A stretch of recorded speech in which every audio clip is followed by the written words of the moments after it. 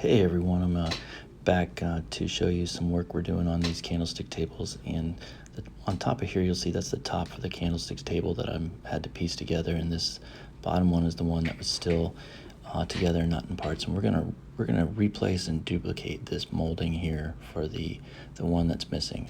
We're gonna redo all those teeth. Here's a piece that I've already made from the mahogany that we have here in the shop, and the mahogany in the shop we did was we had a big piece of stock that we ripped down and we resawed into these blanks. This piece is square and flush and plumb, so it's ready to be worked. And this is the piece that we're going to be using here. We have two pieces, the long piece and the short piece, and this is the short piece.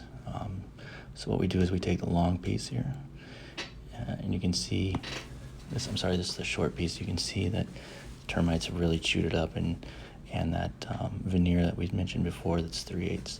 So we're going to lay it out on one side, get it nice and flush to the back.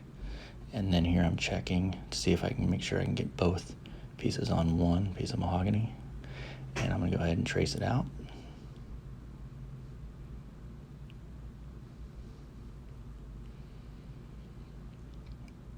Go over it one more time, just make sure we got a nice pencil line.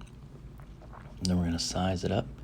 What I'm doing here is I flipped over the piece and I'm putting it in place so that these teeth of the molding actually fall into each other, so it actually looks like a mouth closing on itself, and that leaves plenty of wood in between where I can cut the two pieces out. And we're going to trace it again, get a nice good tracing, and then fill in the area, the gap that's going to be waste that's coming out. Now when I cut these two pieces out, I want to make sure that my saw blade is cutting on the waste side of the line, which means on the side that's going to go away. So this area I'm filling in with a pencil, that's the waste side, so my saw is going to cut inside there. Now we can cut this by machine, and here I'm going to show you just how quick it can go with a really sharp hacksaw. My wood saw from Q. I already cut one line down this piece. This is a very nice saw that a little pricey, but it is nice. Comes with some great blades. Comes right off.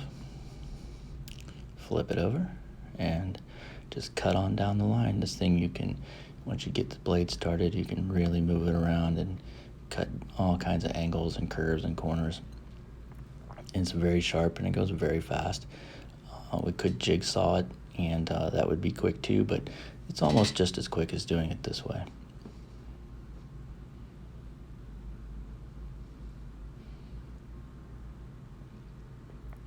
So you can see once you get this all started, it just goes right on down the line. I am following that line just right on the line, but on the waist side, on the outside of the line.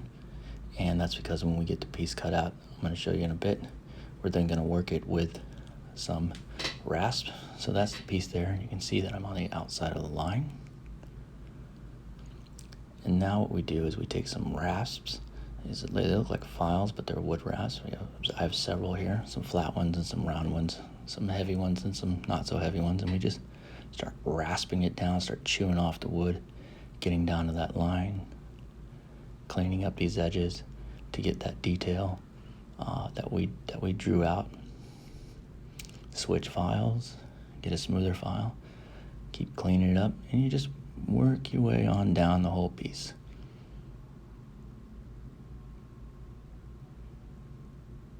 When you get a corner like this where it's got a nice little sharp area, just take a little chisel, clean it out, take your file, clean it out. Take in here again, I'm using the heavier file, taking off a lot of wood, or quite a bit of wood, down close to the line, not to the line, but close. And then I'll take a finer rasp and clean that up and get it right on down. Then the last step, just take a little sandpaper, smooth it up, work your way all the way down. Get that edge nice and smooth and clean.